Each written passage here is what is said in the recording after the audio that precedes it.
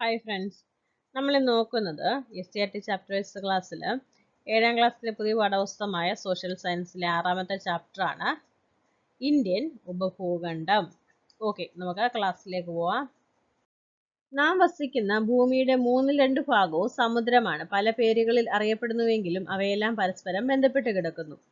സമുദ്രമൊഴികെയുള്ള ഭൂമിയുടെ ഭാഗം കരയാണ്. വിശാലമായ കരയുടെ ഭാഗങ്ങളെ കരയുടെ കഷ്ണങ്ങൾ എന്ന അർത്ഥത്തിൽ ഭൂഖണ്ഡങ്ങൾ അഥവാ വൻകരകൾ എന്ന് വിളിക്കുന്നു. വ്യത്യസ്ത ഭൂപ്രകൃതി വിഭാഗങ്ങളെ ഉൾക്കൊള്ളുന്ന വലിയൊരു കരഭാഗമാണ് ഭൂഖണ്ഡം. ഉയരമേറിയ പർവ്വതങ്ങൾ, വിശാലമായ സമതലങ്ങൾ, വിസ്തൃതമായ മരുഭൂമികൾ, പീഠഭൂമികൾ മുതലായ പല ഭൂരൂപങ്ങളും നമുക്ക് ഭൂഖണ്ഡങ്ങളിൽ കാണാൻ സാധിക്കും. ഓക്കെ, ഭൂഖണ്ഡങ്ങളും സമുദ്രങ്ങളും. നമ്മൾ വൻകരകളെ കുറിച്ച് പഠിച്ചായിരുന്നു അല്ലേ? നേരത്തെ പഠിച്ചിട്ടുണ്ട്, പഴയ ക്ലാസ്സിൽ പഠിച്ചിട്ടുണ്ട്. അപ്പോൾ എത്ര വൻകരയുണ്ട്? 7 വൻകരയുണ്ട്. വൻകര എന്ന് പറഞ്ഞാൽ എന്താണ്? നോക്കിക്കേ, സമുദ്രങ്ങൾക്കിടയിലായി സ്ഥിതി ചെയ്യുന്ന അതിവിശാലമായ കരഭാഗങ്ങളാണ് വൻകരകൾ. എത്ര വൻകരകളുണ്ട്? 7 വൻകരകളാണുള്ളത്. ഏതൊക്കെയാണ്? വടക്കേ അമേരിക്ക, തെക്കേ America, Africa, Antarctica, Europe, Asia, Australia. നമ്മൾ സ്ഥിതി ചെയ്യുന്നത് എവിടെയാണ്? നമ്മൾ സ്ഥിതി ചെയ്യുന്നത് ഏഷ്യ വൻകരയിലാണ്. അത് നമ്മൾ പഠിച്ചതാണ്. നോക്കിക്കേ, നമ്മുടെ ഇന്ത്യ എന്ത് ചെയ്യും? നമ്മുടെ ഇന്ത്യയാണ് ദാ ഇവിടെ കാണുന്നത്.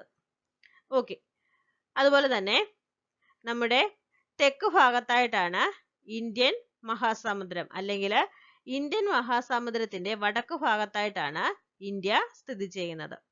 നമുക്ക് 5 സമുദ്രങ്ങളുണ്ട്. ഏതൊക്കെയാണ്? പസഫിക് മഹാസമുദ്രം, അറ്റ്ലാന്റിക് സമുദ്രം, ഇന്ത്യൻ സമുദ്രം, ആർട്ടിക് സമുദ്രം, അന്റാർട്ടിക് സമുദ്രം. ഓക്കെ, അപ്പോൾ ഇത്രയും കാര്യങ്ങളൊന്ന് മനസ്സിലാക്കി വെക്കണേ. ഉപഭൂഖണ്ഡം.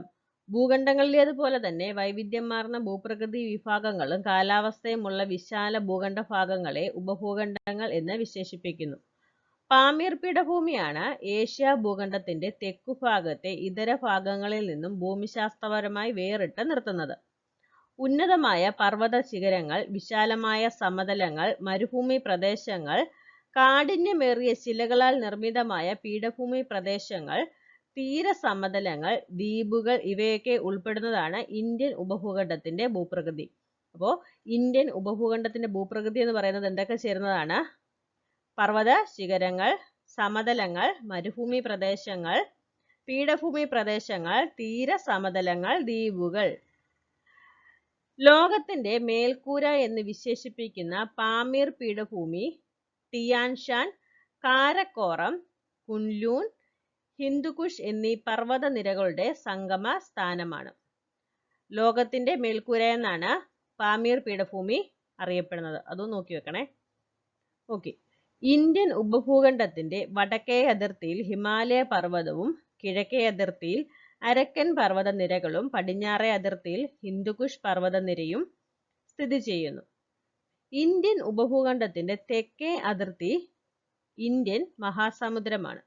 അപ്പോൾ ഇന്ത്യൻ ഉപഭൂഖണ്ഡത്തിന്റെ വടക്ക് ഹിമാലയ പർവ്വതവും, കിഴക്ക് അരക്കൻ പർവ്വതനിരയും, പടിഞ്ഞാറ് ഹിന്ദുകുഷും, അതുപോലെ തന്നെ തെക്ക് അതിർത്തിയില് ഇന്ത്യൻ മഹാസമുദ്രവുമാണ്. ഒരു രാജ്യത്തിന്റെ പേരിൽ അറിയപ്പെടുന്ന ഏക സമുദ്രമാണ് ഇന്ത്യൻ മഹാസമുദ്രം. അത് നോക്കി വെക്കണം. ഒരു രാജ്യത്തിന്റെ പേരിൽ അറിയപ്പെടുന്ന ഏക സമുദ്രമാണ് ഇന്ത്യൻ മഹാസമുദ്രം. നോക്കിക്കേ, ഭൂഖണ്ഡവും ഉപഭൂഖണ്ഡവും തമ്മിലുള്ള വ്യത്യാസം. ഭൂഖണ്ഡം എന്ന് പറയുന്നത് വിശാലമായ കരയുടെ ഭാഗമാണ്. ഉപഭൂഖണ്ഡം എന്ന് പറഞ്ഞാലോ വിശാലമായ ഭൂഖണ്ഡ ഭാഗമാണ് ഉപഭൂഖണ്ഡം. വലിപ്പം കൂടുതലാണ് ഭൂഖണ്ഡത്തിന്, ഉപഭൂഖണ്ഡത്തിനോ വലിപ്പം കുറവാണ്. വ്യത്യസ്തമായ ഭൂപ്രകൃതി വിഭാഗങ്ങൾ ഉൾക്കൊള്ളുന്നു. ഉപഭൂഖണ്ഡത്തിലും എങ്ങനെ തന്നെയാണ്? വ്യത്യസ്തമായ ഭൂപ്രകൃതി വിഭാഗങ്ങൾ ഉൾക്കൊള്ളുന്നു. പ്രകൃതിദത്ത അതിർത്തികളാൽ വേർതിരിക്കപ്പെടുന്ന ഭൂഭാഗമാണ് ഭൂഖണ്ഡം. അതുപോലെ തന്നെ ഉപഭൂഖണ്ഡവും എങ്ങനെയാണ്? പ്രകൃതിദത്ത അതിർത്തികളാൽ വേർതിരിക്കപ്പെടുന്ന ഭൂഭാഗമാണ്. ഓക്കെ, ഇനി ഇവിടെ നോക്കിക്കേ, ഇവിടെ ഒരു മാപ്പ് കാണിച്ചിട്ടുണ്ട്. ഇന്ത്യൻ ഉപഭൂഖണ്ഡത്തിന്റെ മാപ്പാ കാണിച്ചേക്കുന്നത്. അപ്പോൾ ഇന്ത്യ ഉപഭൂഖണ്ഡത്തിൽ ഉൾപ്പെടുന്ന രാജ്യങ്ങൾ ഏതൊക്കെയാന്ന് നോക്കിക്കേ. ഇന്ത്യയുണ്ട്, നേപ്പാളുണ്ട്, ഭൂട്ടാൻ ഉണ്ട്, ബംഗ്ലാദേശ് ഉണ്ട്, പാകിസ്ഥാൻ, അതുപോലെ തന്നെ മാലിദ്വീപ്, ശ്രീലങ്ക.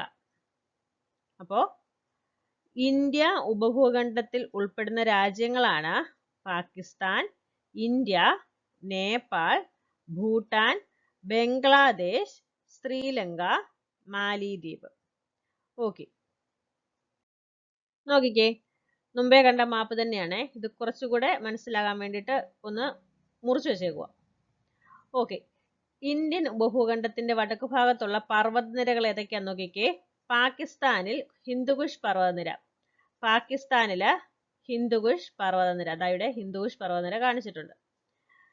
ഇന്ത്യ, നേപ്പാൾ, ഭൂട്ടാൻ എന്നീ രാജ്യങ്ങളിലായി ഹിമാലയ പർവ്വതനിര. ഹിമാലയ പർവ്വതനിര ഏതൊക്കെയാണ്? ഇന്ത്യയില്, അതുപോലെ തന്നെ നേപ്പാളുണ്ട്, ഭൂട്ടാനുണ്ട്. ഇങ്ങനെ കിടക്കുവാണ് ഏത്? ഹിമാലയ പർവ്വതനിര. ലോകത്തിലെ ഉയരമേറിയ മിക്ക കൊടുമുടികളും ഈ പർവ്വത മേഖലയിലാണ് ഉള്ളത്. ഓക്കെ, ഹിമാലയ പർവ്വതനിരകൾക്ക് തെക്ക് ഭാഗത്ത് വിശാലമായ സമതല പ്രദേശമാണുള്ളത്. സിന്ധു, ഗംഗ, ബ്രഹ്മപുത്ര എന്നീ നദികൾ വഹിച്ചുകൊണ്ടുവന്ന എക്കൽ നിക്ഷേപങ്ങളാലാണ് അതിവിശാലമായ ഈ സമതലം രൂപപ്പെട്ടിട്ടുള്ളത്. ഉത്തരമഹാസമതലം എന്ന് വിശേഷിപ്പിക്കുന്ന ഈ സമതല പ്രദേശങ്ങൾ ഉപഭൂഖണ്ഡത്തിന്റെ കിഴക്ക് മുതൽ പടിഞ്ഞാറ് വരെ വ്യാപിച്ചു കിടക്കുന്നു. അപ്പോ ഹിമാലയ പർവ്വതനിരയുടെ തെക്ക് ഭാഗത്തായിട്ടാണ് ആര് സ്ഥിതി ചെയ്യുന്നത്? ഉത്തര മഹാസമതലം സ്ഥിതി ചെയ്യുന്നത്. ഇതെങ്ങനെയാ ഫോം ചെയ്യുന്നത്? സിന്ധു, ഗംഗ, ബ്രഹ്മപുത്ര എന്നീ നദികൾ വഹിച്ചുകൊണ്ടുവരുന്ന എക്കൽ നിക്ഷേപിച്ചാണ് ഉത്തര മഹാസമതലം ഫോം ചെയ്യുന്നത്. അതുപോലെ തന്നെ ഉപഭൂഖണ്ഡത്തിന്റെ കിഴക്ക് മുതൽ പടിഞ്ഞാറ് വരെയാണിത് വ്യാപിച്ച് കിടക്കുന്നത്. ഇനിയും ഉത്തരേന്ത്യൻ മഹാസമതലങ്ങളുടെ സവിശേഷത എന്താണ്? ഫലഭൂയിഷ്ഠമായ മണ്ണാണ്, നദികളാൽ ജലസമൃദ്ധമാണ്, നിരപ്പാർന്ന ഭൂപ്രദേശമാണ്, ജനനിബിഡമാണ്. ഇനിയും ഉപദ്വീപിനെ കുറിച്ച് നോക്കിക്കേ. സമുദ്രത്തിലേക്ക് തള്ളി നിൽക്കുന്നതും 3 വശവും സമുദ്രത്താൽ ചുറ്റപ്പെട്ട് കാണപ്പെടുന്നതുമായ ഭൂഭാഗമാണ് ഉപദ്വീപ്. അപ്പോൾ 3 വശവും സമുദ്രത്താൽ ചുറ്റപ്പെട്ടാണ് ഉപദ്വീപ് കാണപ്പെടുന്നത്. ഇന്ത്യൻ മഹാസമുദ്രത്തിലേക്ക് തള്ളി നിൽക്കുന്ന ഭൂഭാഗമാണ് ഇന്ത്യൻ ഉപദ്വീപ്. എന്താണ്? ഇന്ത്യൻ മഹാസമുദ്രത്തിലേക്ക് തള്ളി നിൽക്കുന്ന ഭൂഭാഗമാണ് ഇന്ത്യൻ ഉപദ്വീപ്. ഇന്ത്യൻ ഉപദ്വീപിന്റെ തെക്കുഭാഗം ഉത്തര മഹാസമതലമാണ്. ഇന്ത്യൻ ഉപദ്വീപിന്റെ തെക്കുഭാഗം എന്ന് പറയുന്നത് ഉത്തര മഹാസമതലമാണ്.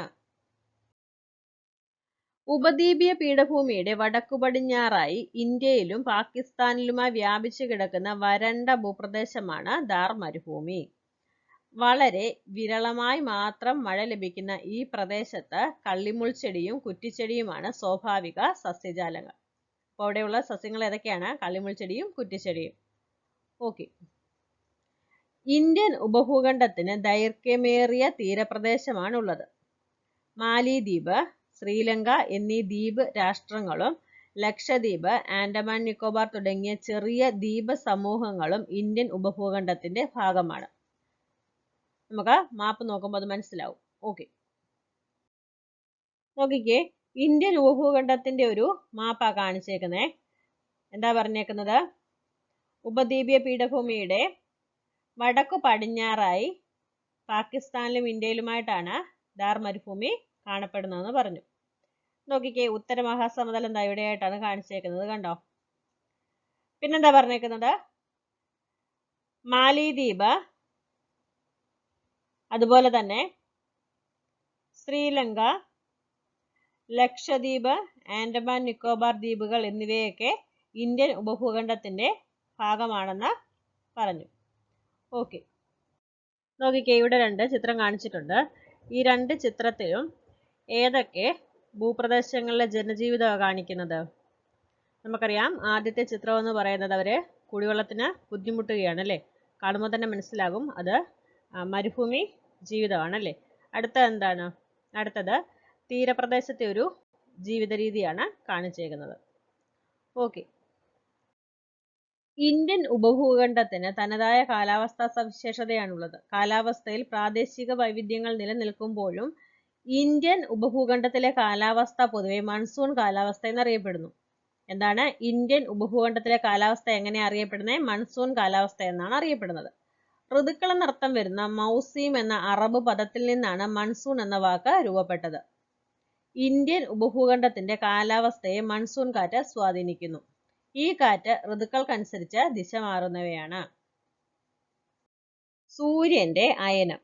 സൂര്യന്റെ ആപേക്ഷിക സ്ഥാനം ഉത്തരായന രേഖയ്ക്കും ദക്ഷിണായന രേഖയ്ക്കും ഇടയിൽ മാറിക്കൊണ്ടിരിക്കുന്ന പ്രതിഭാസമാണ് അയനം. സൂര്യന്റെ ആപേക്ഷിക സ്ഥാനം ഉത്തരായന രേഖയ്ക്ക് 23.5 ഡിഗ്രി വടക്ക്, ദക്ഷിണായന രേഖയ്ക്ക് 23.5 ഡിഗ്രി തെക്ക് ഇടയിൽ മാറിക്കൊണ്ടിരിക്കുന്ന പ്രതിഭാസത്തെയാണ് അയനം എന്ന് പറയുന്നത്. ഭൂമിയുടെ പരിക്രമണവും ഭൂമിയുടെ അച്ചുതണ്ടിന്റെ ചരിവുമാണ് ഇത്തരത്തിൽ സൂര്യന് സ്ഥാനമാറ്റം ഉണ്ടാകുന്നതായി അനുഭവപ്പെടുന്നതിന് കാരണം. ഓക്കെ, നോക്കിക്കേ, സൂര്യന്റെ അയനം മൂലം ഉത്തരായന കാലത്ത് സൂര്യന്റെ സ്ഥാനം എവിടെയാണ്? ഉപഭൂഖണ്ഡത്തിന് മുകളിലായിരിക്കും. സൂര്യന്റെ സ്ഥാനം ഉപഭൂഖണ്ഡത്തിന് മുകളിലാണെന്ന് വിചാരിക്കുക. എന്നിട്ട് അപ്പോ കരഭാഗത്തെ വായു എന്ത് ചെയ്യുന്നു? ചൂടുപിടിച്ച്, ഇത് കരയാന്ന് വിചാരിക്കുക, കരഭാഗത്തെ വായു ചൂടുപിടിച്ച് മുകളിലേക്ക് പോകുന്നു. ഇവിടേക്ക് സമുദ്രത്തിൽ നിന്ന് ഈർപ്പം നിറഞ്ഞ കാറ്റ് വീശുകയും ഉപഭൂഖണ്ഡത്തിന്റെ പല ഭാഗങ്ങളിലും മഴ ലഭിക്കുകയും ചെയ്യുന്നു. അപ്പോ എന്താണ്? ചൂടുപിടിച്ച വായു മുകളിലേക്ക് ഉയരും. ഇവിടെ അപ്പൊ എന്താണ്? സ്പേസ് ഉണ്ടല്ലേ? അപ്പോ സമുദ്രഭാഗത്ത് നിന്ന് ഈർപ്പം നിറഞ്ഞ കാറ്റ് എങ്ങോട്ട് വീശുന്നുണ്ട്? കരഭാഗത്തേക്ക് വീശുന്നുണ്ട്. അങ്ങനെ ഉപഭൂഖണ്ഡത്തിന്റെ പല ഭാഗങ്ങളിലും എന്ത് ചെയ്യുന്നുണ്ട്? മഴ ലഭിക്കുന്നു. മെയ് ജൂൺ മാസങ്ങളിൽ തെക്ക് പടിഞ്ഞാറ് ദിശയിൽ ഇന്ത്യൻ സമുദ്രത്തിൽ നിന്നും ഉപഭൂഖണ്ഡത്തിലേക്ക് വീശുന്ന കാറ്റുകൾ ഇന്ത്യൻ ഉപഭൂഖണ്ഡത്തിൽ വ്യാപകമായ മഴയ്ക്ക് കാരണമാകുന്നു. നമുക്കറിയാം, എവിടെയാണ്? താഴെയായിട്ടാണല്ലേ? തെക്ക് ഭാഗത്താണ് എന്ത്? ഇന്ത്യൻ മഹാസമുദ്രം. അപ്പോ ഇന്ത്യൻ മഹാസമുദ്രത്തിൽ നിന്ന് കാറ്റ് എങ്ങോട്ട് വീശുന്നുണ്ട്? തെക്ക് പടിഞ്ഞാറ് ദിശയിൽ വീശുന്നുണ്ട്. അപ്പോ ഈ കാറ്റുകള് ഇന്ത്യൻ ഉപഭൂഖണ്ഡത്തിൽ വ്യാപകമായ മഴയ്ക്ക് കാരണമാകുന്നു. ഓക്കെ, ദക്ഷിണായന സമയത്ത് എങ്ങനെയാണ്? സൂര്യന്റെ സ്ഥാനം എവിടെയായിരിക്കും? ഇന്ത്യൻ സമുദ്രത്തിന് മുകളിലായിരിക്കും. അപ്പൊ എന്താ സംഭവിക്കുന്നത്? സമുദ്ര ഉപരിതലത്തിലെ വായു ചൂട് പിടിച്ച് ഉയരുകയും ഇവിടേക്ക് ഉത്തര ദിക്കിൽ നിന്നുള്ള കാറ്റ് വീശുകയും ചെയ്യുന്നു. സെപ്റ്റംബർ ഒക്ടോബർ മാസങ്ങളിൽ വടക്കുകിഴക്ക് നിന്ന് തെക്ക് പടിഞ്ഞാറോട്ട് വീശുന്ന ഈ കാറ്റുകൾ പൊതുവെ വരണ്ടതായതിനാൽ മഴയുടെ അളവ് കുറവായിരിക്കും. എന്നാൽ ബംഗാൾ ഉൾക്കടലിൽ നിന്നും നീരാവി ആഗിരണം ചെയ്യുന്നതോടെ ഉപദ്വീപീയ ഭാഗത്തിന്റെ കിഴക്കൻ തീരങ്ങളിൽ വ്യാപകമായ മഴയ്ക്ക് കാരണമാകുന്നു. ഓക്കെ, അപ്പോ ഇതിൽ നിന്ന് നമുക്ക് എന്താ മനസ്സിലാക്കാൻ സാധിക്കുന്നത്? ഇന്ത്യൻ ഉപഭൂഖണ്ഡത്തിന്റെ എല്ലാ ഇടത്തും ഒരേ അളവിലല്ല മഴ ലഭിക്കുന്നത്. നോക്കിക്കേ, കാലാവസ്ഥയെ സ്വാധീനിക്കുന്ന ഘടകങ്ങൾ എന്തൊക്കെയാണ്? ഒരു പ്രദേശത്തിന്റെ അക്ഷാംശ സ്ഥാനം, അതുപോലെ തന്നെ സമുദ്രനിരപ്പിൽ നിന്നുള്ള ഉയരം, ഭൂപ്രകൃതി, സമുദ്രത്തിന്റെ സാമീപ്യം, കാറ്റ്. നോക്കിക്കേ, പ്രധാന അക്ഷാംശ രേഖയായ ഉത്തരായന രേഖയ്ക്കിരുവശവും വ്യത്യസ്ത കാലാവസ്ഥയാണ് അനുഭവപ്പെടുന്നത്. ഉത്തരായന രേഖയ്ക്ക് വടക്കുഭാഗത്ത് മിതോഷ്ണ കാലാവസ്ഥയും തെക്കുഭാഗത്ത് ഉഷ്ണ കാലാവസ്ഥയുമാണ് അനുഭവപ്പെടുന്നത്. ഈ ഒരു പോയിന്റ് നോട്ട് ചെയ്ത് വെക്കണേ. എന്താ പറയുന്നത്? പ്രധാന അക്ഷാംശ രേഖയായ ഉത്തരായന രേഖയ്ക്ക് ഇരുവശവും വ്യത്യസ്ത കാലാവസ്ഥയാണ് അനുഭവപ്പെടുന്നത്. ഉത്തരായന രേഖയ്ക്ക് വടക്കുഭാഗത്ത് മിതോഷ്ണ കാലാവസ്ഥയും തെക്കുഭാഗത്ത് ഉഷ്ണ കാലാവസ്ഥയുമാണ് അനുഭവപ്പെടുന്നത്. ഉഷ്ണമേഖലയിൽ ശൈത്യകാലത്തും ഉഷ്ണകാലത്തും അനുഭവപ്പെടുന്ന താപനിലയിലെ അന്തരം പൊതുവെ മിതമായിരിക്കും. എന്നാൽ മിതോഷ്ണ മേഖലയിൽ ശൈത്യകാലത്തെയും ഉഷ്ണകാലത്തെയും താപനിലയിലെ അന്തരം പൊതുവെ കൂടുതലായിരിക്കും. ഓക്കെ, നോക്കിക്കേ, മൂന്നാർ ഗവൺമെന്റ് മോഡൽ റെസിഡൻഷ്യൽ സ്കൂളിൽ പഠിക്കുന്ന ദിയ തിരുവനന്തപുരത്തെ തന്റെ വീട്ടിലേക്ക് എഴുതിയ കത്തിന്റെ ഭാഗമാണ് പറഞ്ഞേക്കുന്നത്. വായിച്ചു നോക്കാം. കുട്ടി എവിടെയാണ്? മൂന്നാറാണ്. കുട്ടി എങ്ങോട്ടാ കത്തെഴുതുന്നത്? തിരുവനന്തപുരത്തേക്കാണ്. നോക്കിക്കേ, പ്രിയപ്പെട്ട അനുജത്തി, നിനക്ക് സുഖമാണെന്ന് വിശ്വസിക്കുന്നു. പകൽ ക്ലാസ്സിൽ ഇരിക്കുമ്പോൾ പോലും ഞാൻ കമ്പിളി വസ്ത്രം ധരിച്ചാണ് ഇരിക്കുന്നത്. തണുപ്പ് വളരെ കൂടുതലായതിനാൽ രാത്രിയിൽ 2 പുതപ്പ് പുതയ്ക്കേണ്ട അവസ്ഥയാണ്. വീട്ടിലിരുന്നപ്പോൾ രാത്രിയിൽ പോലും ഫാൻ ഉപയോഗിച്ചിരുന്ന എനിക്ക് ഇത് ആശ്ചര്യമാണ്. പച്ചവെള്ളത്തിൽ കുളിച്ചിരുന്ന എനിക്കിപ്പോൾ അത് ഓർക്കാൻ കൂടി സാധിക്കുന്നില്ല. അവധിക്ക് തിരുവനന്തപുരത്തേക്ക് വരുമ്പോൾ ഇവിടെ കൃഷി ചെയ്യുന്ന ആപ്പിളും സ്ട്രോബെറിയും കൊണ്ടുവരാം. നമ്മുടെ ചൂട് കാലാവസ്ഥയിൽ അവ വളരില്ലല്ലോ. അപ്പൊ ഇവിടെ എന്താ പറയുന്നത്? കുട്ടി മൂന്നാറാണ് താമസിക്കുന്നത്. മൂന്നാർ എന്താണ്? നല്ല തണുപ്പാണ്. പകൽ സമയത്തൊക്കെ ആണെങ്കിലും ക്ലാസ്സിലിരിക്കണമെങ്കിൽ കമ്പിളി പുതയ്ക്കുന്നതിനെ കുറിച്ച് പറയുന്നുണ്ട്. എന്നാല് തിരുവനന്തപുരത്ത് എങ്ങനെയാണ്? നല്ല ചൂടാണെന്നാ പറയുന്നത്. പിന്നെ അതുപോലെ തന്നെ കൃഷി ചെയ്യുന്ന വസ്തുക്കളെ കുറിച്ചും പറയുന്നുണ്ട്. ആപ്പിൾ സ്ട്രോബെറി ഒന്നും നമ്മളിവിടെ പിടിക്കത്തില്ല. മൂന്നാറ് ഇതൊക്കെ പിടിക്കുന്നതിനെ കുറിച്ച് പറയുകയാണ്. ഓക്കെ. മൂന്നാർ, ഊട്ടി തുടങ്ങിയ സ്ഥലങ്ങളിൽ എന്തുകൊണ്ടാണ് തണുത്ത കാലാവസ്ഥ അനുഭവപ്പെടുന്നത്? നമ്മുടെ ഭൂമി എന്ന് പറയുന്ന ചാപ്റ്ററില് ക്രമമായ താപനഷ്ട നിരക്കിനെ കുറിച്ച് പഠിച്ചായിരുന്നു അല്ലേ? ഓർക്കുന്നുണ്ടോ? ട്രോപ്പോസ്ഫിയറിനെ കുറിച്ച് പഠിച്ചായിരുന്നു. കാറ്റ്, മഴ, മഞ്ഞ് തുടങ്ങിയ അന്തരീക്ഷ പ്രതിഭാസങ്ങൾ അനുഭവപ്പെടുന്നത് എവിടെയാണ്? ട്രോപ്പോസ്ഫിയറിലാണ്. പിന്നെ ട്രോപ്പോസ്ഫിയറിന്റെ പ്രധാന പ്രത്യേകത എന്ന് പറയുന്നത് എന്താണ്? ഭൗമ ഉപരിതലത്തിൽ നിന്ന് ഓരോ 165 മീറ്റർ ഉയരത്തിലും 1 ഡിഗ്രി സെൽഷ്യസ് എന്ന തോതിൽ അന്തരീക്ഷ താപനില കുറയുന്നു. ഓക്കെ, അതായത് ഉയരം കൂടുന്നതിനനുസരിച്ച് എന്ത് സംഭവിക്കുന്നുണ്ട്? താപനില കുറയുന്നുണ്ട്. ഓക്കെ, അപ്പോൾ അതാണ് ക്രമമായ താപനഷ്ട നിരക്ക്. അപ്പോൾ മൂന്നാർ, ഊട്ടി തുടങ്ങിയ പ്രദേശങ്ങൾ എന്ന് പറയുന്നത് ട്രോപ്പോസ്ഫിയറിന്റെ ഭാഗമാണ്. അതുകൊണ്ടാണ് അവിടെ തണുപ്പ് അനുഭവപ്പെടുന്നത്. ഓക്കെ.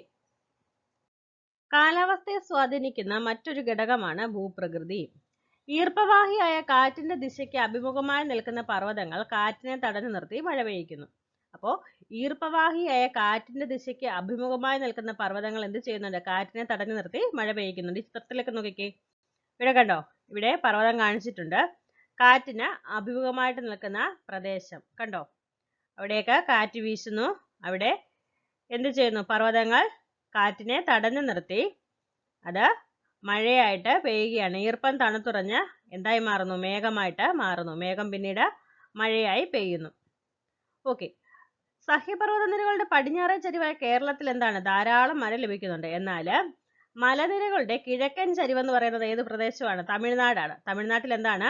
വളരെ കുറവാണ് മഴ ലഭിക്കുന്നത്. മഴനിഴൽ പ്രദേശങ്ങൾ എന്നാണ് മഴ കുറവായ ഇത്തരം പ്രദേശങ്ങൾ പൊതുവെ അറിയപ്പെടുന്നത്. അപ്പോൾ മഴ കുറവായ പ്രദേശങ്ങൾ എങ്ങനെ അറിയപ്പെടുന്നത്? മഴനിഴൽ പ്രദേശം. നോക്കിക്കേ, ഇവിടെ ഈ ഭാഗത്ത് നല്ലതുപോലെ മഴ ലഭിക്കുന്നുണ്ട്. എന്നാൽ അതിന്റെ ഓപ്പോസിറ്റ് സൈഡിൽ മഴ ലഭിക്കുന്നുണ്ടോ? ഇല്ല. അതാണ് മഴനിഴൽ പ്രദേശം. എന്നാൽ പർവ്വതനിരകൾക്ക് സമാന്തരമായി ഈർപ്പവാഹിയായ കാറ്റ് വീശുന്ന ഇടങ്ങളിൽ തടസ്സങ്ങൾ ഇല്ലാത്തതിനാൽ കാറ്റ് മഴ പെയ്യ്ക്കാതെ കടന്നു പോകുന്നു. നമ്മൾ കണ്ടായിരുന്നു, പർവ്വതങ്ങൾക്ക് അഭിമുഖമായിട്ട് കാറ്റ് വീശുമ്പോൾ, അതായത് ഈർപ്പവാഹിയായ കാറ്റ് വീശുമ്പോൾ എന്ത് ചെയ്യുന്നുണ്ട്? പർവ്വതങ്ങള് ആ കാറ്റിനെ തടഞ്ഞു നിർത്തി മഴ പെയ്യിക്കുന്നു അല്ലേ? ഇവിടെ എങ്ങനെയാണ്?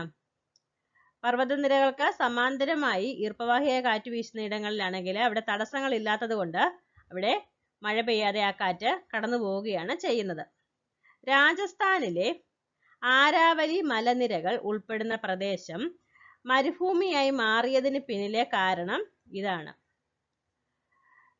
സമുദ്രത്തോട് ചേർന്ന് കിടക്കുന്ന പ്രദേശങ്ങളിൽ ആർദ്ര കാലാവസ്ഥയും സമുദ്രത്തിൽ നിന്ന് ഏറെ അകലെ സ്ഥിതി ചെയ്യുന്ന പ്രദേശങ്ങളിൽ താരതമ്യേന വരണ്ട കാലാവസ്ഥയും അനുഭവപ്പെടുന്നു.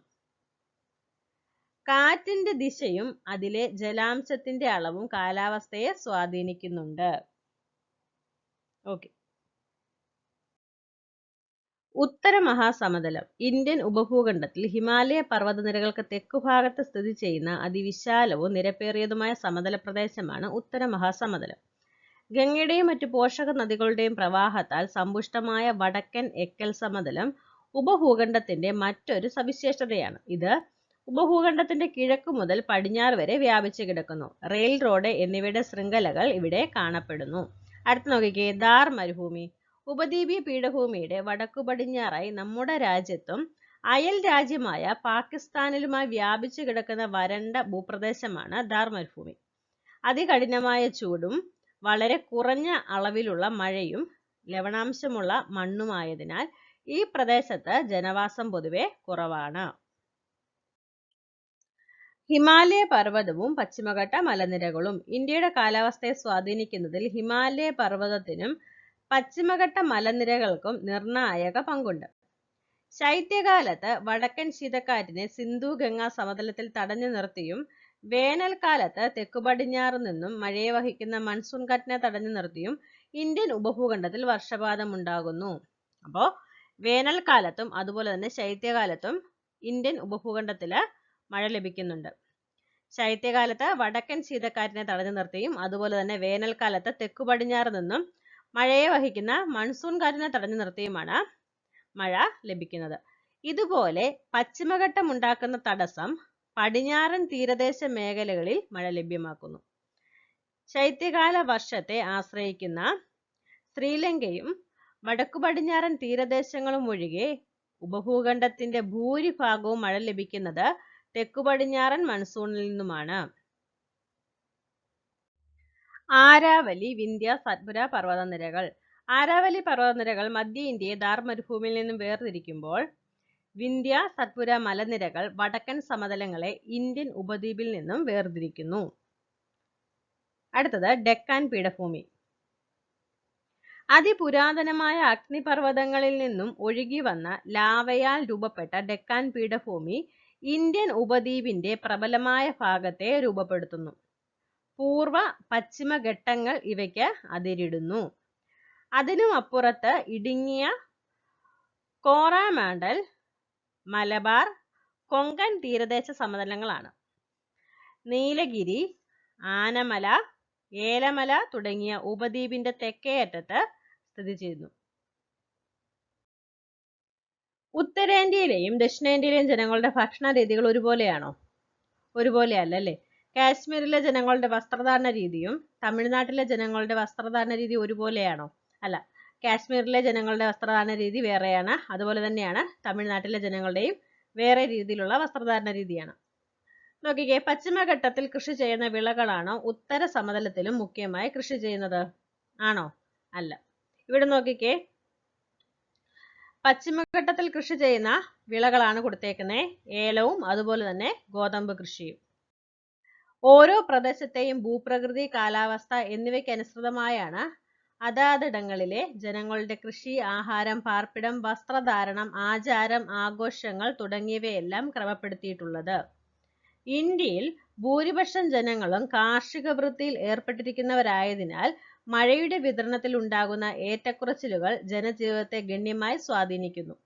ഉയർന്ന മഴ ലഭിക്കുന്ന പ്രദേശങ്ങളിൽ വ്യാപകമായി കൃഷി നടക്കുമ്പോൾ ജലദൗർലഭ്യത്താൽ പല ഭാഗങ്ങളും കൃഷിക്ക് അനുയോജ്യമല്ലാതാവുകയും ചെയ്യുന്നു.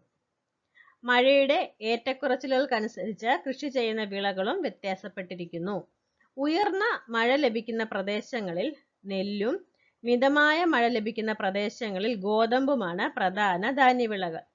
മഴ തീരെ കുറഞ്ഞ പ്രദേശങ്ങളിൽ പയറുവർഗ്ഗങ്ങളും പരുക്കൻ ധാന്യങ്ങളുമാണ് കൃഷി ചെയ്ത് പോരുന്നത്. നോക്കിക്കേ, ഇവിടെ ഒരു പട്ടിക കൊടുത്തിട്ടുണ്ട്, നമുക്കൊന്ന് വായിച്ചു നോക്കാം. വിളകൾ ഏതൊക്കെയാണ്? നെല്ല്, ഗോതമ്പ്, തണ്ണിമത്തൻ. അപ്പോ വിളകൾക്ക് ജലത്തിന്റെ ആവശ്യവും അതുപോലെ തന്നെ വിത്ത് വിതയ്ക്കുന്ന മാസവും വിളവെടുക്കുന്ന മാസവുമാണ് ഇവിടെ പറഞ്ഞേക്കുന്നത്. നോക്കിക്കേ, നെല്ല് ധാരാളം ജലം ആവശ്യമാണ്. നെല്ലിന് ധാരാളം ജലം ആവശ്യമാണ്. വിത്ത് വിതയ്ക്കുന്നത് ജൂണിലാണ്, വിളവെടുക്കുന്നത് സെപ്റ്റംബറിലാണ്. ഗോതമ്പ് ജലത്തിന്റെ ആവശ്യം മിതമായ അളവിലാണ്. വിത്ത് വിതയ്ക്കുന്നത് ഒക്ടോബറിലാണ്, വിളവെടുക്കുന്നത് മാർച്ചിലാണ്. തണ്ണിമത്തൻ വിരളമായി മഴ ലഭിക്കുന്ന പ്രദേശങ്ങളിൽ ജലസേചന സൗകര്യം ആവശ്യമാണ്. വിത്ത് വിതയ്ക്കുന്നത് ഏപ്രിലാണ്, വിളവെടുക്കുന്ന മാസം ജൂണാണ്.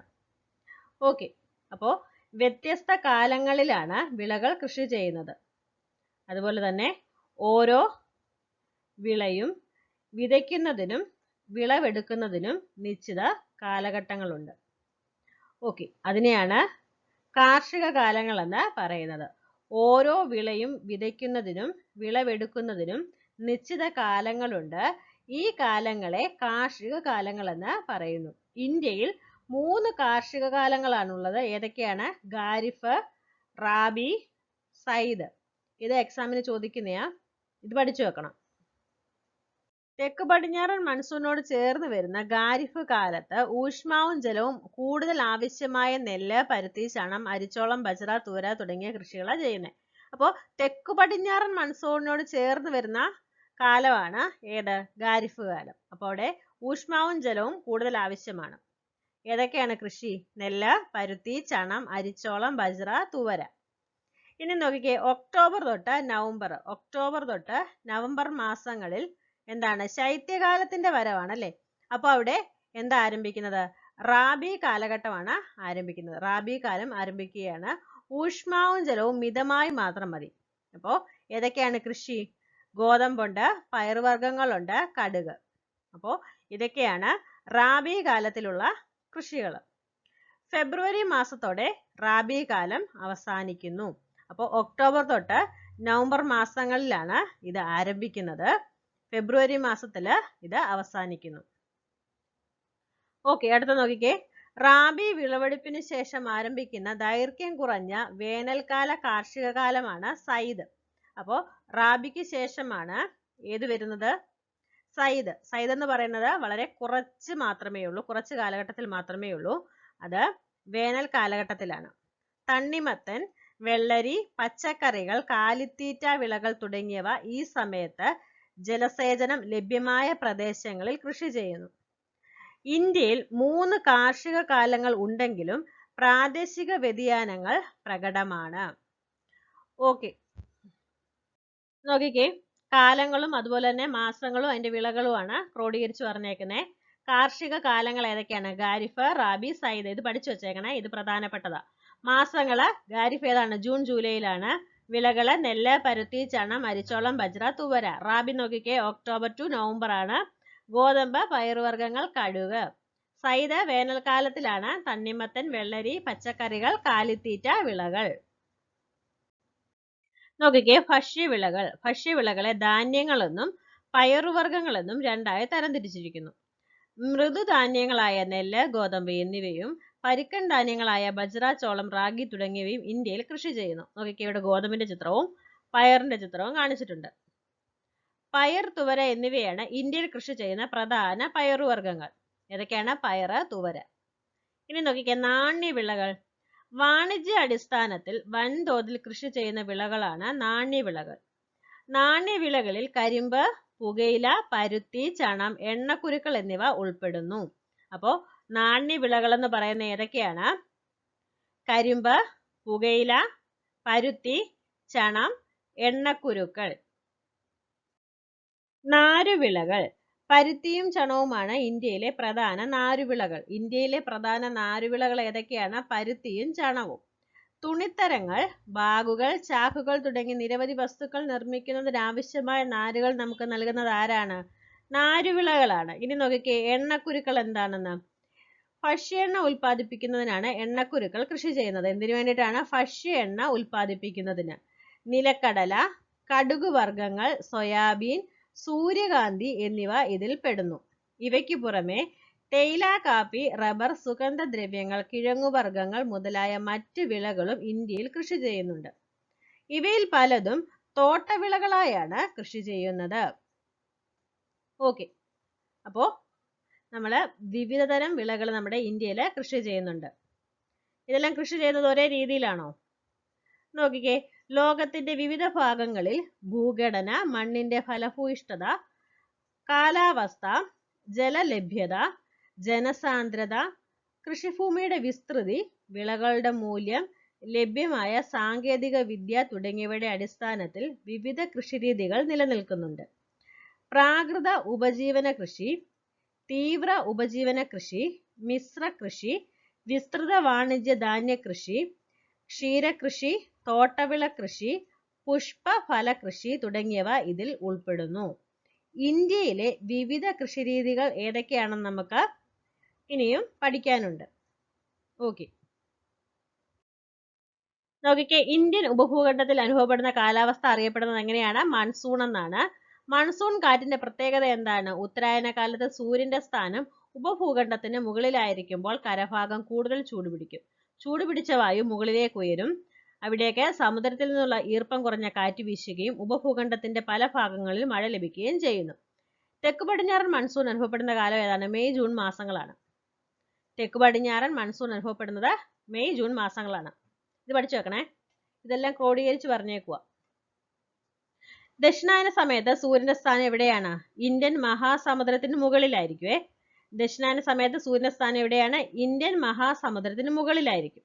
അപ്പൊ വരണ്ട കാറ്റാന്നൊക്കെ നമ്മൾ പഠിച്ചില്ലേ, വരണ്ട കാറ്റാണെന്നും അവിടെ മഴ കിട്ടത്തില്ലെന്നും ഒക്കെ. നോക്കിക്കേ, അപ്പോ ഇന്ത്യൻ മഹാസമുദ്രത്തിന് മുകളിലായിരിക്കും സൂര്യന്റെ സ്ഥാനം, ദക്ഷിണ അർദ്ധഗോളത്തിൽ. ഈ സമയം സമുദ്ര ഉപരിതലത്തിലെ വായു എങ്ങനെയാണ്? ചൂട് പിടിച്ച് ഉയരും. ഇവിടേക്ക് ഉത്തര ദിക്കിൽ നിന്നുള്ള കാറ്റ് വീശുകയും ചെയ്യും. സെപ്റ്റംബർ ഒക്ടോബർ മാസങ്ങളിലാണ് വടക്കു കിഴക്കൻ മൺസൂൺ അനുഭവപ്പെടുക. ഇനിയും ദക്ഷിണായന കാലത്ത് കൂടുതൽ മഴ ലഭിക്കുന്നത് ഇന്ത്യയുടെ ഏത് ഭാഗത്താണ്? ദക്ഷിണായന കാലത്ത് ഇന്ത്യയുടെ കിഴക്കൻ ഭാഗങ്ങളിലാണ് കൂടുതൽ മഴ ലഭിക്കുന്നത്. അക്ഷാംശ സ്ഥാനം. പ്രധാന അക്ഷാംശ രേഖകളിലൊന്നായ ഉത്തരായന രേഖയുടെ വടക്കു ഭാഗത്ത് മിതോഷ്ണ കാലാവസ്ഥയും തെക്കു ഭാഗത്ത് ഉഷ്ണ കാലാവസ്ഥയും അനുഭവപ്പെടുന്നു. അപ്പോൾ അക്ഷാംശ രേഖകളിലൊന്നായ ഉത്തരായന രേഖയുടെ വടക്കു ഭാഗത്ത് എന്താണ്? മിതോഷ്ണ കാലാവസ്ഥയാണ്, തെക്കു ഭാഗത്ത് ഉഷ്ണ കാലാവസ്ഥയാണ്. സമുദ്രനിരപ്പിൽ നിന്നുള്ള ഉയരം. സമുദ്രനിരപ്പിൽ നിന്നുള്ള ഉയരം കൂടുമ്പോൾ എന്താ സംഭവിക്കുന്നത്? താപനിലയിൽ വ്യത്യാസം വരുന്നുണ്ട് അല്ലേ? നോക്കിക്കേ, ഭൂമിയുടെ ഉപരിതലത്തിൽ നിന്നും മുകളിലേക്ക് പോകുന്തോറും താപനിലയിൽ വ്യത്യാസം അനുഭവപ്പെടുന്നു. ഇതിനെ ക്രമമായ താപനഷ്ട നിരക്കെന്നാണ് പറയുക. നമ്മൾ പറഞ്ഞായിരുന്നു, എന്താ ചെയ്യുന്നത്? മുകളിലേക്ക് പോകുന്തോറും എന്ത് സംഭവിക്കുന്നുണ്ട്? താപനില കുറയുന്നുണ്ട്. മൂന്നാറും ഊട്ടിയിലും ഒക്കെ തണുപ്പ് വരുന്നത് എന്തുകൊണ്ടാണെന്ന് നമ്മൾ പറഞ്ഞായിരുന്നു അല്ലേ? ഇനി നോക്കിക്കേ, ഭൂപ്രകൃതി. കാറ്റിന്റെ ദിശയ്ക്ക് അഭിമുഖമായി വരുന്ന ഉയർന്ന മലകളും പർവ്വതങ്ങളും കാറ്റിനെ തടഞ്ഞു നിർത്തി എന്ത് ചെയ്യുന്നു? മഴ പെയ്യിപ്പിക്കുന്നു. അപ്പോൾ കുന്നുകളും പർവ്വതങ്ങളും എന്ത് ചെയ്യുന്നുണ്ട്? കാറ്റിനെ തടഞ്ഞു നിർത്തി മഴ പെയ്യിക്കുന്നുണ്ട്. കാറ്റിന്റെ ദിശയ്ക്ക് അഭിമുഖമായി വരുന്ന ഉയർന്ന മലകളും പർവ്വതങ്ങളും കാറ്റിനെ തടഞ്ഞു നിർത്തി മഴ പെയ്യിക്കുന്നു. കാറ്റ് തടയപ്പെടാത്ത ഇടങ്ങളിൽ എന്ത് സംഭവിക്കുന്നുണ്ട്? അവ മഴ പെയ്യിക്കാതെ കടന്നു പോകുന്നു. മഴ കുറവായ ഇത്തരം പ്രദേശങ്ങൾ എങ്ങനെ അറിയപ്പെടുന്നത്? മഴനിഴൽ പ്രദേശങ്ങളെന്ന് അറിയപ്പെടുന്നു. ധാർ മലനിരകളുടെ ഒരു ഭാഗം മരുഭൂമിയാകാൻ കാരണം ഇതാണ്. ഇനിയും സമുദ്രത്തിന്റെ സാമീപ്യം. സമുദ്രത്തിന് സാമീപ്യം ഉണ്ടെങ്കിൽ ആ പ്രദേശം എങ്ങനെയായിരിക്കും? ആർദ്രത ഉള്ള കാലാവസ്ഥയായിരിക്കും. സമുദ്രത്തിന് സാമീപ്യം ഇല്ലെങ്കിൽ എന്താ സംഭവിക്കുന്നത്? വരണ്ട കാലാവസ്ഥയായിരിക്കും. അതിന്റെ സമുദ്രത്തിൽ നിന്ന് അകന്നു പോകുമ്പോൾ വരണ്ട കാലാവസ്ഥയായിരിക്കും. നോക്കിക്കേ, സമുദ്രത്തോട് ചേർന്ന് കിടക്കുന്ന പ്രദേശങ്ങളിൽ ആർദ്ര കാലാവസ്ഥയും സമുദ്രത്തിൽ നിന്ന് അകലെയുള്ള സ്ഥലങ്ങളിൽ വരണ്ട കാലാവസ്ഥയും അനുഭവപ്പെടുന്നു. ഇനി നോക്കിയൊക്കെ, കാറ്റാണ് പ്രധാനപ്പെട്ട കാര്യം. കാറ്റിന്റെ ദിശയും അതിലെ ജലാംശത്തിന്റെ അളവും കാലാവസ്ഥാ നിർണയത്തിൽ പ്രധാന പങ്ക് വഹിക്കുന്നു. താപനിലയുടെ വിതരണക്രമം, സമുദ്രപ്രവാഹങ്ങൾ, മൺസൂൺ, ബാഷ്പീകരണം, ഘനീകരണം തുടങ്ങിയ പ്രതിഭാസങ്ങളിൽ കാറ്റിന്റെ സ്വാധീനം വ്യക്തമാണ്. ഓക്കെ, ഇതൊക്കെ പഠിച്ചു വെക്കണേ. അപ്പോൾ നമ്മുടെ ഈ ഒരു ക്ലാസ് കഴിഞ്ഞിട്ടുണ്ട്. നല്ലൊരു ചാപ്റ്റർ ആണ്. ഈ ഒരു ക്ലാസ് നിങ്ങൾക്ക് ഉപകാരപ്പെട്ടെന്ന് വിശ്വസിക്കുന്നു. Okay, thank you.